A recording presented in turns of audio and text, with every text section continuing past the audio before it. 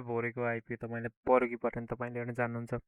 यदि जान्नुहुन्न भने यो भिडियो पुरै हेर्नलाई बेसिक युजर जो नयाँ हुनुहुन्छ उहाँहरूलाई हो, जो पहिलेदेखि जान्न लागेको छ उहाँहरूले के को बारेमा जान्नुहुन्न मलाई मलाई भन्न सक्नुहुन्छ र जानेको कुरा तपाईँहरू आफै पनि सिकाउन सक्नुहुन्छ। केही मिस्टेक भयो भने सिकाउनु होला। भिडियो लास्टसम्म हेर्नुहोस्। यो प्रोसेस चाहिँ एउटै हुन्छ है, यो मोबाइलमा पनि अनि हाम्रो यो कम्प्युटरमा पनि प्रोसेस एउटै हुन्छ। सेम टु सेम गर्दै जानुहोस् है त। म चाहिँ एकदम इजी तरिकाले सिकाउँछु। सबभन्दा सुरुमा हामी जुनसुकै ब्राउजरमा जान सक्छौँ। म फायरफक्समा गएँ। फायरफक्स कुन हो भनेर म तपाईँलाई देखाउने छु र अन्य ब्राउजरहरू पनि म यहाँ राखिदिने छु। अब आइपिओ रिजल्ट भनेर हामी सर्च गर्न सक्छौँ।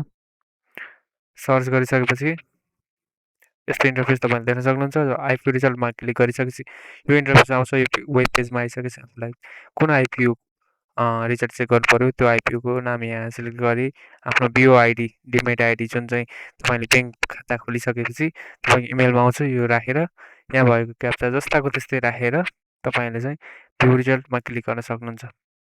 भ्यू रिजल्ट क्लिक गर्न साथ यहाँ रातो आयो जुन चाहिँ नट अलर्टेड भनेर आएको छ सरी भन्दै, र जुन तपाईँलाई पर्छ त्यसमा चाहिँ अलर्टेड युआर सक्सेसफुल्ली भन्दै अनि कति परेको त्यो किता चाहिँ देखाउँछ है त।